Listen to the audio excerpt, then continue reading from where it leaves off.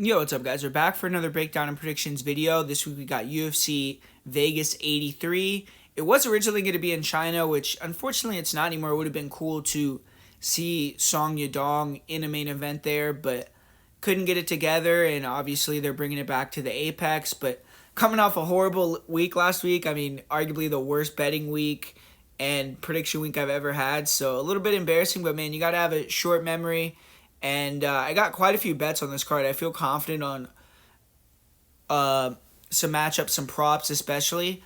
And I think that there's some big underdogs that could get the win here. So besides that, man, hit the like button. Put some comments down below. Let's try to get some engagement on this video. I would really appreciate it. We're going to try to be bouncing back on this card and doing a lot better than we did last week.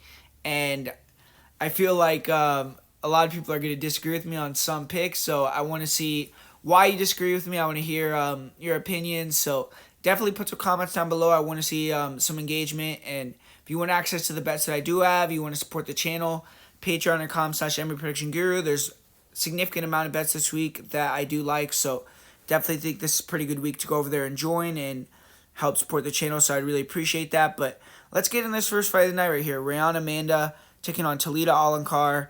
And with both these girls, they're Contender Series veterans. They're making their UFC debuts. Rayanne, she fought Denise Gomez on the show last year and lost a hard-fought decision. And that loss has aged pretty well considering what Denise Gomez has gone on to do in the UFC. And for Rayanne Manda, she's gone 3-0 since that fight as well. So she bounced back good. She fought twice this year for Invicta. Her last fight was for the atomweight title. She won that fight, won the belt. So now she's moving back up to 115, taking on a jiu-jitsu champion in Talita Alencar. Alencar, she fought in September on the Contender Series, went to a draw, and her opponent actually got signed that night to the UFC. She was the girl that ended stronger, but Alencar is looking to take advantage of this opportunity here, get the win, and she got the chance to come into the UFC not long after her appearance on the Contender Series, obviously. And you look at Alencar, 33 years old, so I definitely think it's now or never for her. She has to win. She has to go on a little bit of a run here if she wants to get into the rankings or make any noise in the UFC. But she's a specialist and very physically strong, elite grappler. Alencar is a black belt world champion in jiu-jitsu, and fighters aren't going to be able to get away from her when she gets on top. She's heavy, she's methodical, nice ground and pound, and when she can get to the back, it's usually over. And she has pretty good single, double legs when she can time them right. She's also good at getting to the fight, to the mat through underhooks in the clinch. And she could struggle to set her takedowns up at times and shoot blind takedowns that can get her countered and hurt or get her tired. And on the feet, she's really rudimentary. I mean, big overhand right. She has decent speed and evasiveness, but her last fight, when she couldn't get the top control, she started to just shoot blind takedowns, got tired, was really uncomfortable and bad defensively on the feet, and shortest reach in the UFC, 58.5-inch reach. So obviously it's going to be tougher to improve her striking at the age she is, and she already has deficiencies in terms of her reach and things like that. So I feel like Amanda's going to have a big gap on the feet, and Alencar gassed pretty hard in that fight. So cardio-wise, Alencar is definitely a little bit questionable. But you look at Rayanne Manda, light on her feet. She likes to move around, be evasive, good hand speed. She throws nice straight punches, and her combinations are good. She can get lazy a little bit defensively, and in this fight I would holster the kicks, but as long as Dos Santos has her boxing and takedown defense on point, sprawl and brawl, she should dominate standing. Her chin is good. She took big shots in the Denise Gomez fight. She's a mean streak, and her speed edge should be pretty significant. And her takedown defense is solid, even though she's a little bit smaller. Sometimes you'll see her make some, in my opinion, mental mistakes, like jump guard for guillotines. She has a really good armbar, but this fight definitely doesn't want to do that. Her last fight, she was able to defend takedowns, get on top. Her defensive wrestling was on point.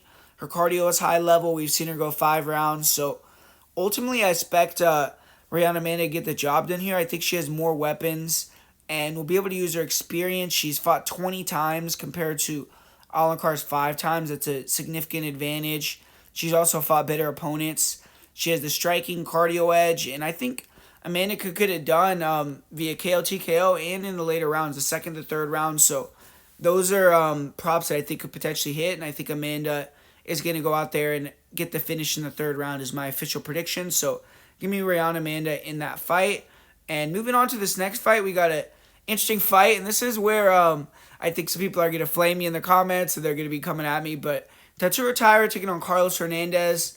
I feel like this line is a little bit off. I don't really understand how Tyra warrants being that big of a favorite. I get that he's 14-0 and he's undefeated in the UFC and all that, but I feel like this is a step up in competition, and skills pay the bills in the UFC, man, and especially the flyweight division.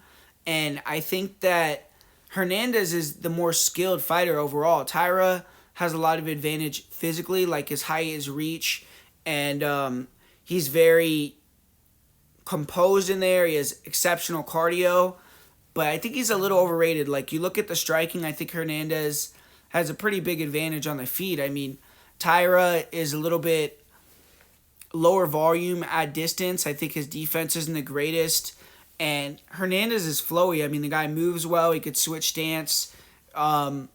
Very good at kind of pulling guys into his shots. He needs to be a lot more mobile in this one. I think that in other fights I've seen him in, he's gotten a little bit stationary, let guys back him up. And in this fight, he needs to be moving and grooving, kind of trying to pick and pull it. I think he's going to be a lot faster. I think his feints, his fakes, his defense, and his combinations are going to be a lot better than Tyra. Tyra's going to have to back him up and, throw a combo to clinch him against the cage, try to get to the back, try to hit the double. And Tyra, I think his wrestling is decent. Like, he has good aggression on the double. Like, he'll really commit to it. But I don't necessarily think he's the greatest. He is good at getting to the back from standing. And one thing about Hernandez in this matchup that I don't really like is he does kind of have a tendency to give his back up. And obviously Tyra, that's kind of his main objective in fights, is to get to the back. So Hernandez needs to be a little bit smarter with that in this fight, not give the back up so easily if he gets taken down, especially early. But I feel like Hernandez's takedown defense is pretty solid. He did get submitted quick by Alon Nascimento, but I feel like Nascimento is a level above both these guys. I think he would beat Tyra as well. I think he's a problem for a lot of guys in that weight class. And I think unless Tyra can get the back and get an early submission or get the back in multiple rounds, I feel like Hernandez is going to be putting out more output on the feet.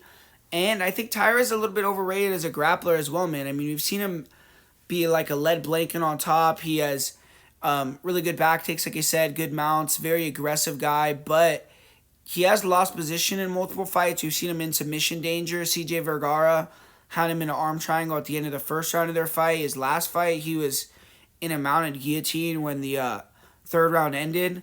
And Hernandez is good on top, man. If the guy can get on top, in top position, I think he could surprise a lot of people and submit, do damage to Tyra.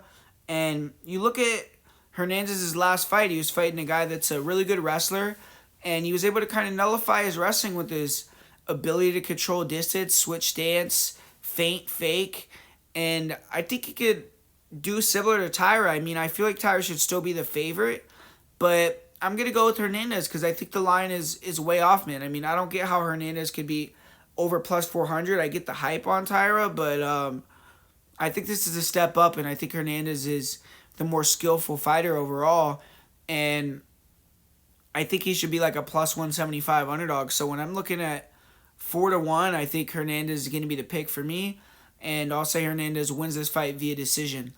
And moving on, we got another fight that's competitive, kind of, in my opinion, hard fight to call. It's a fight that I don't have the best read on, but Luana Santos taking on Stephanie Edgar. Ultimately, I feel like the fight doesn't go to decision. To me, I think that's a better play. Or I'm not going to say a better play because if you have a good read on it, then go with that. But for me, I'm more confident in the fight not going to decision than anything else because I feel like both these girls are judo girls, and Edgar is the bigger one and the better judoka, I feel like. But I think they're going to nullify each other in terms of that a little bit unless Edgar has a big advantage, and if she does, I think she'll end up submitting her. But I've seen Luana Santos go in there with Jenna Bishop and other girls that have good judo, and she was able to hold her own. So I feel like on the feet, it's really competitive, though. Both these girls are hittable, and Santos definitely, I think, is the more athletic and powerful girl, and I think if she can back up Edgar gets a little bit frigidy. Like, I feel like she doesn't really have the best composure when she's getting thrown combinations on or hit with big shots. So I feel like Santos could take advantage of that. But she's also very hittable, and she hasn't really fought the best competition. So that's what's making me kind of question who I want to pick in this fight. Edgar has done really well as the underdog in the UFC. But I'm going to say Santos wins, and I'll say she wins via KO TKO in the second round in this one. But this is a fight, like I said, that don't really have a great read on it either way. And up next we got Steve Garcia versus Melquizael Costa. And I'm not going to break this fight down too much because already gave a full breakdown last week, my prediction, and still confident in Costa. Last week Garcia pulled out of the fight because of sickness, I believe, so they're running it back now, but still have the same sentiment on the fight. I think that Costa's going to be able to keep it on the feet. I think his takedown defense is too good, and Garcia, he's an aggressive guy, comes forward, throws bombs, has power, but I think he's very open to be counter-striked, and that's what Costa's game is. Good kicker, good counter-puncher. I think he can pull him into a big shot and knock him out. One thing about Costa, I think, is power's a little overrated, but I feel like if Garcia runs into the shot, he could put him down. So I'm going to say Costa wins via first-round knockout in that fight. And up next here, we got Hyunsung Park taking on Shannon Ross. Another fight where we got a big favorite with Hyunsung Park. And Park, to me, he's a grappler. He has good toughness, good cardio, forward pressure. His striking to me is not good at all, really. He's athletic, so he'll throw some decently fast low kicks, jabs, straights. If you sit in the pocket with Park, his boxing isn't bad, but flat-footed, plods in slow, no feints, no head movement. He's there to be hit as he enters range, and while so far he's been able to take punishment and come back, he has gotten dropped in his last two fights. I thought he was down 2018 in his last fight before he got the finish in the third round. And to me, Park's issue is his wrestling isn't that good, so he can kind of be forced to strike. And if he can get the back from the clinch, he does have a really good ability to get the rear naked choke. And overall, he's a very good grappler, but I think he's going to struggle to get fights to the ground in the UFC. And he has some power when he can land strikes, even if it's basic boxing. So that definitely gives him a chance to take out a guy like Shannon Ross, who right now his chin looks very questionable. But overall, I think Park needs to show a lot of improvements if he wants to hang around in the UFC, and I think he's definitely being overrated here on the money line. You look at Shannon Ross, he's dangerous striker, he's a killer be killed fighter. On the feet in this matchup, I think Ross has a big speed advantage. Offensively, he has decent striking. He has good fakes, feints, good accuracy on his counter punches, fast 3-2s, 1-2s. His overhands are powerful. And in the pocket, he's dangerous. Throws big hooks. He gets switch stance. He has evasive footwork. But the thing about him is he can kind of throw caution to the wind sometimes and just be real wild. And I think he's not the... How do I say it? Like, sometimes he can just lose his head in the fight. And that's what he can't afford to do here. But I think he has a lot better striking overall. He has solid kicks as well. Leg kicks, front kicks to the body, head kicks, flying knees. And he has decent wrestling as well. I feel like he has the wrestling advantage. But if he gets put on the ground, he does tend to use big actions to get back up to his feet. He gives his back up, and that could be a big problem in this fight. If he exposes his back, it could be over for Ross. But unless Ross gets knocked down, I don't see Park taking him down, honestly. And the issue with Ross is obviously his durability. His last 3 fights in a row, he's been knocked out. Last 2 fights, he got knocked out in under a minute. So obviously everyone's going to be extremely low on him, and this is kind of a buy low opportunity. But He hasn't been able to show his skills yet in any of his UFC fights. This is definitely his last chance. But I think outside of durability, Ross has a striking and wrestling advantage. And I think he's fought better competition. I don't think he's going to gas out and get tired either, like we saw Sung Choi get tired. And he needs to just stay within himself in this fight. And I think he has a good chance to win. Obviously, getting knocked out with one punch like he did against Jesus Aguilar is alarming, but he did have a war with Vinicius Salvador where he landed some huge shots. He survived a lot of damage. And his loss to Clayton Rodriguez, it wasn't necessarily his chin that kind of failed him that night. He got hit with a body shot, and that's what ended it. But I think Park is a lot lower level than those guys. He isn't a striker like that. And I think Ross is better standing. So I'm going to go with the upset here. I'm going to go with Shannon Ross to get the knockout. I think this is kind of a 50-50 fight, crazy fight. It's just Ross doesn't have any durability, so it's hard to trust him. But I'm going to say he goes out there and is able to make good on his third UFC opportunity and surprise a lot of people here. And moving on to this next fight, we got another really good matchup right here. I think a close fight with Kenan Song and Kevin Jousset. Kenan Song, he's a beast for the weight class. I mean, he's big, strong. He's a powerful puncher. He has been bouncing around training camps lately, and this time he's gone to a Muay Thai gym in Thailand to get prepared. So his striking, his clinch game should be tuned up. And he's had 2 fights since his comeback from a 2-year layoff. And in both fights, he was a big underdog. He gave Ian Gary a scare. He dropped him in the first round and ended up losing that one, but came in as a plus 260 underdog and was able to win a decision over Rolando Bedoya in his last fight. So definitely is coming in with some momentum. And style-wise, Song is a counter-striker. He has power in both hands. He's accurate when he throws. He likes to stay in a tight defensive shell, get fighters to come to him, and then try to counter with big singular shots, his straight right hand. He'll throw a switch stance left straight, and that was landing really good against Bedoya. And he also has good timing on the left hook, which is the punch he dropped Ian Gary with. He doesn't throw too many other strikes, but he will let the jab go sometimes, his leg kicks. In this fight, I think body punches, which I haven't seen from Song, but if he has them, I think they would be very smart to use here. And if fighters get tired against Song like we saw Bedoya, that's where Song could take over because he fights at a methodical pace. If you force him to wrestle and things like that, he will gas out himself. But if you just give him that striking fight he wants, he'll start to take advantage of your defensive mistakes when you get tired. And he uses the basics, and the basics win fights. And he's able to get the win through that. But he struggles with low kicks with jabs, struggles with movers, and he can be very low volume. Durability-wise, he's been knocked out 4 times too, so if you can hit him on the chin clean, you can knock him out. And he isn't an offensive wrestler or grappler. His takedown defense looks improved, and he's good at using his strength to kind of thwart the clinch. His takedown defense against the cage looked pretty solid. But I do think a guy that is a good wrestler could probably grind him out, definitely get him tired. And Kevin Jousset is a judo fighter who's big for the division, so Song has to be prepared for him to try to embrace the grind in this fight. But Song does have a decent guillotine, 9 submission wins, which is a little surprising, but none in a long time.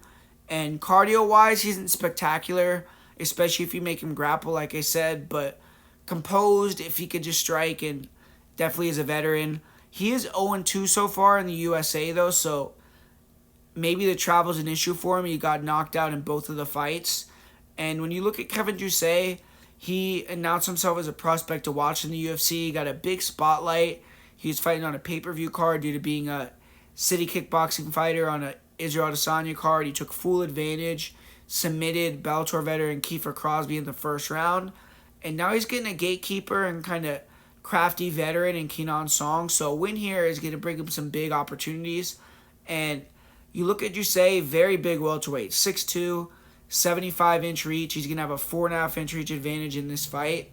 And he's getting better pretty quickly, I feel like. He's a little bit stiff. He doesn't have the best defense, but he's getting better with at using his length. And his jab looked better than ever in his last fight. He throws heavy low kicks. both those things are weapons that have caused issues for Song in the past. So that's something that Jousset definitely is going to be wanting to be using hot and heavy in this fight. And Jousset kind of has a modified Philly shell type of defense, so carries his lead hand low, and sometimes when he's plotting in a range, he can get hit clean, and he has to respect the power of Kenan Song, but it also makes his jab hard to see coming, and it allows him to pull back because he's heavy on that lead leg and land the left hook of the right hand. He has obviously that reach and the height, so that helps him too. But like I said, he just needs to be a little bit weary of getting hit clean like he has in some other fights against a guy like Kenan Song. And he has had some issues as well in the past with body punchers. Tends to have a really high guard, so that's why I said it would be smart of Song to attack the body. But as of now, Jousset never been finished with strikes. He did get stopped with a cut stoppage one time, but he's never actually got knocked out. In his last loss, he fought a guy that was able to stick and move on him, use creative striking, and beat him up. Kind of lit Jousset up, and Jousset was chasing him. But for Jousset, he has to establish a jab, leg kicks, his range, and kind of bully the fight. And then I think he can use his judo as well, try to clinch and win in that manner as well. He's a black belt in judo, and I've seen him get some throws, body locks. His cardio is really good, so if fighters get tired, he can end up taking him down easier. But he isn't the greatest at getting to the ground. Sometimes he could struggle, but when he does get it to the mat, he has a good top game, and I think that he'll have an advantage there. We saw him take the back really quick and lock in that choke his last fight. And I think he'll just have the cardio edge if he does mix in that wrestling and grappling. But I think it's a competitive matchup because Song has a chance to knock out Kevin Jousset here just because of Jousset's defense. But I feel like Jousset, with his length, will to win, weapons such as the leg kicks, the jab, is going to be effective long term. And I think if he can land some calf kicks, he can get Song more stationary, get off the jab more, clinch him, wear on him. And it's a step up for Jousset. It's his first fight in the United States. He's fighting an opponent who's looked good lately. But I'm going to say he goes in there and wins via decision here. So give me Kevin Jousset to get the job done in this matchup. And moving on here, we got Junyong Park taking on Andre Muniz to kick off the main card.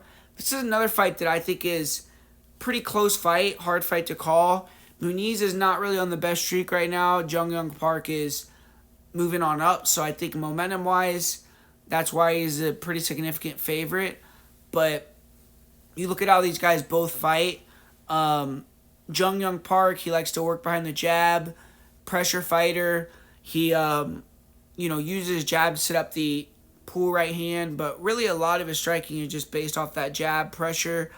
And he has good takedown defense, good takedown offense. His grappling, I don't really know too much about. I mean, this is clearly the best grappler that he has fought, so we're going to learn a lot from this fight. We did see him get submitted by Anthony Hernandez with the anaconda choke, but that was after there was an absolute war, and Park really looked good in that fight, I feel like. So I think Park is a tough guy to take down. Obviously, we saw that in the Albert Juraya fight. Gregory Rodriguez just made it a stand-up fight. He didn't even try to take him down. So Muniz, I think he's going to have to really time the double well if he wants to get Park on the ground. And then if he does get him down, I think it's going to be hard to hold down Park too, especially if he's near the cage. But if Muniz can get to the back like he has in other fights, obviously that armbar is there. I think now that there's tape on Muniz and what he likes to do, I think it's a lot harder for him to hit that. But he has been fighting some really high-level grapplers as well, so I think that also has to factor in. And Muniz, his striking isn't as good, isn't as polished, but with his length, and you'll throw these combinations, Park is a little bit hittable. It makes the striking competitive, but ultimately I feel like Park is going to push a pace that Muniz doesn't like, and I think Muniz is going to really try to wrestle heavy, and if he can't get the takedowns, then I think Park's going to run away with it. So give me Junyong Park ultimately, and I think he'll end up winning via decision, but I think he'll kind of dominate down the stretch and win fairly comprehensively. But if Muniz can hit these takedowns, especially if he can bank around early, he could potentially kind of weasel the fight. But I'm going to say Park gets the job done here. And moving on to this next fight, we got a short notice fight here with Sumudaerji taking on Tim Elliott. And this one, I mean, kind of a difficult fight to call, in my opinion. I mean, Sumudaerji, obviously, he was getting ready to fight a different style opponent. Now he's getting a wrestler. But with Tim Elliott, too, I don't necessarily know exactly where Tim Elliott is. Has he been training? Has he been doing much since his fight with Makhachev? It's hard to say. But, yeah, I mean, Sumudaerji, this is a bad stylistic matchup for him historically. I mean, struggled with guys that try to take him down. Tends to be able to get backed up. And Elliott has been looking a lot better than ever. I mean, if he didn't get submitted in that third round, he would have beat Makhachev. He was up 2018 on 2 scorecards, or I think all 3. And the one thing, though, is Sumudaerji's southpaw, and he's very good. He moves around, pulls guys into punches. And if he can time Tim Elliott, he can knock him out, or he could hurt him and submit him. Sumudaerji also is decent off his back, creating scrambles, using his jiu-jitsu, so I feel like that's also an element that Elliott has to be a little bit aware of. But it's tough for me. If Elliott had a full camp and I knew that he was training, he had great cardio, I think it would be a lot easier prediction. But if he comes in here a little bit tired, a little sloppy, I think Sumudaerji, a young guy, could take advantage of that. But Sumudaerji, he's always struggled with wrestlers. He's coming off an ACL injury. Hasn't fought in a long time, so I'm going to say Elliott goes in there, uses his kind of herky-jerky style, hits some takedowns, feints some takedowns, lands some overhands, and wins a decision in that one. So give me Tim Elliott to get the win in that one. I think he could get a submission as well, but I just don't know exactly how tuned up Tim Elliott will be for the fight, so it's kind of throwing me off. But give me Tim Elliott in that matchup. And then moving on here, we got Nasrat Haqparast. He's taking on Jamie Mullarkey. And Mullarkey is a fun fighter to watch. I mean, he brings it, well-rounded. Mostly a striker. His jab is nasty.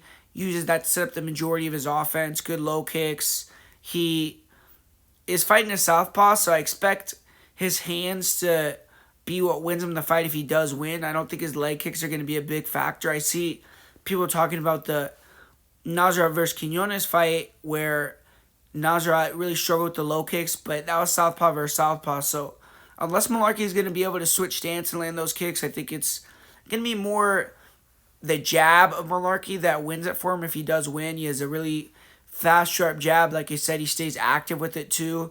Good lead hook. He likes to pick and pull. I mean, use the jab, left hook, his feints, his speed, his length, draw out attacks from his opponent, pull counter with the right cross, right overhand. He'll go to the body. He'll follow the right hand with a big left hook sometimes. That's probably his most dangerous punch. He has fast hands. He's accurate, but doesn't really have big power. Point fighter really more so than anything on the feet. He will throw some front kicks and high kicks that are pretty dangerous, but his hands aren't really something you have to be too worried about in terms of knocking you out. But he is clean, accurate. Due to his style of running to kind of slip and rip, carrying his hands low, not having the best head movement though, he can get hit clean, and that's why he's been KO'd. He's super tough. He's well-conditioned, so he can recover quickly, but you could put him unconscious. Another thing is he struggled with southpaws. You watched his fight with Michael Johnson. He got dropped. He kept getting hit with that left hand. His fight with Jalen Turner, he obviously got knocked out, but Turner could knock anyone out, even though he's southpaw too. But Mullarkey, I think he has to kind of try to mix it up in this one. I think he's going to struggle to get the takedown, but he has to try to show that he's willing to try to get the takedown to open up his striking, because I feel like it's going to be tough for him to strike if it's just a boxing match. But Mullarkey has a decent double body lock. If he can get on top, he has good top control, elbows, but I just don't really see him being able to take Haqparast down ultimately. So I think he has to stick and move, point fight like usual, really be heavy on that jab and try to kind of use the game plan that Bobby Green did. But I just don't think he has the defense of Bobby, so I feel like Haqparast might find that chin. But Nasrat Haqparast, he's a pressure fighter. He's a southpaw boxer. He has a tight high guard. He backs guys up, throws overhands, hooks, punches and bunches. I think he's definitely the better combination puncher between him and Mullarkey. His jab is pretty good. And if he can back guys up, use his jab, he'll go to the body, go to the head, and really throw real nice combos. I think he has a solid edge in power over Mullarkey. And if he connects, I think he could knock him out. But he can be low volume sometimes against fighters with good footwork and speed. So he obviously has to be able to cut the cage off on Mullarkey, be a little bit more aggressive. And he has a wrestling background. He didn't really use wrestling in his fights, but I think he'll be able to use that to keep it standing. And Mullarkey, I think, maybe could get off with a jab a little bit, but Haqparast isn't a guy that's going to get tired. He has a great pace. He's a veteran at this point. He has a lot of UFC fights. And I just think he has the better boxing, the better defense. And I don't trust Mullarkey's chin. I think the power defense will be evident. And Haqparast only has one knockout finish in the UFC, but I wouldn't be shocked if he got another one here. And I'm going to say he wins via second round KO TKO in this fight. And moving on here, we got the co-main event between Anthony Smith and Khalil Rountree. Weird fight, short notice fight. I mean, way different matchup for Khalil Rountree. It's going to be interesting to see if he can kind of adjust, because he was going to fight a short guy, explosive power puncher, knockout guy that also maybe would mix in some wrestling in Osman Murzakanov. And now he's fighting a really tall guy that he went from fighting a guy that's 5'9" or something, where he's 6'1", he's going to have a 3-inch reach advantage, 5 inches in reach, and now he's losing 3 inches in the height. He's fighting a tall, lanky kickboxer with good jiu-jitsu. So, a lot different matchup for Rountree. We're going to see if he's going to be able to adjust to that.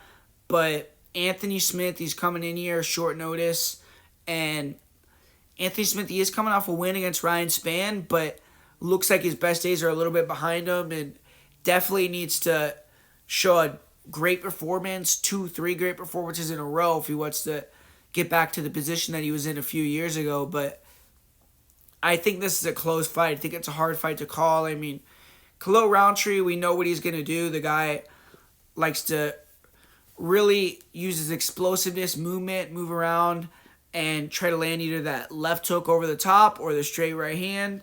And very explosive, extremely powerful. When he lands clean, he can knock you out. His kicks are good, but I feel as if, recently I haven't seen him throwing his kicks nearly as much. He's been much more just looking to use that left hook or the right cross and touch the guy, knock their lights out. But maybe in this one we'll see the return of the leg kicks. I don't know.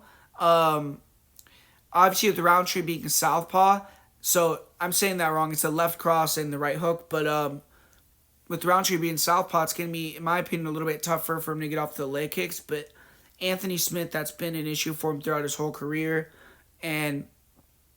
But Rountree, I mean, kind of a hit or miss guy. Recently he's been on fire, but he's been fighting, in my opinion, opponents that are kind of easy matchups or good matchups for him.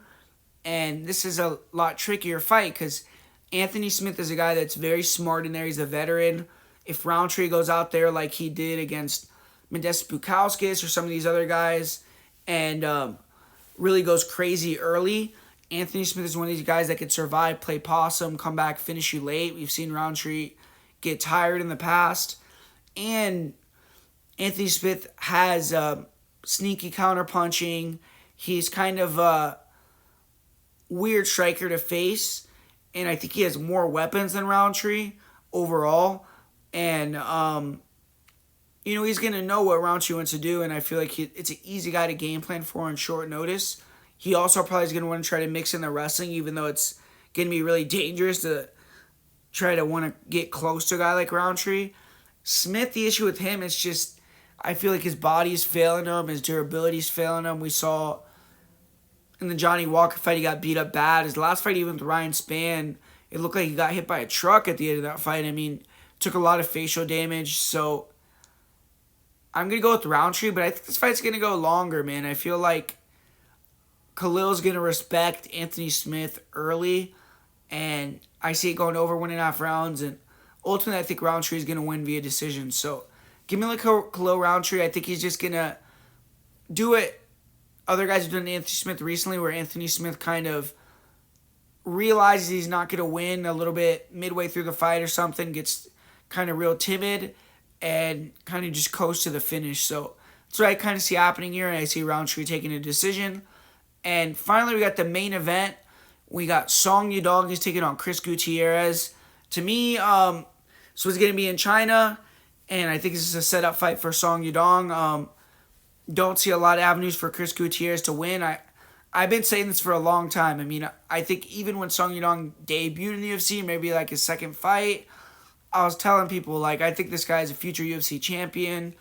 I feel like he is one of the fastest, most skilled guys that I've seen on the feet, most explosive fighters, and he's putting it all together now, man. I feel like Song Yadong, one of the best fighters in the UFC, one of the best fighters in the bantamweight division.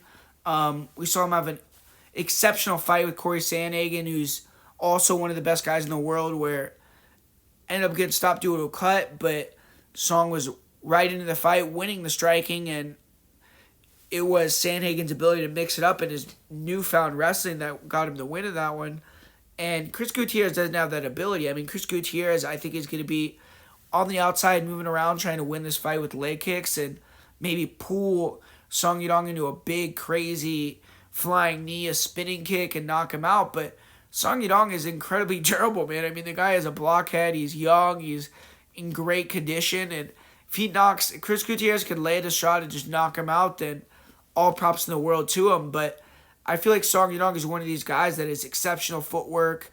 He's going to cut the cage off, get in Chris Gutierrez's face, and I think Gutierrez is going to have to fight fire with fire. I don't think he's going to be able to move around and kind of try to point fight this one, because Song Yadong is just going to be too good at cutting the cage off, too explosive, too fast.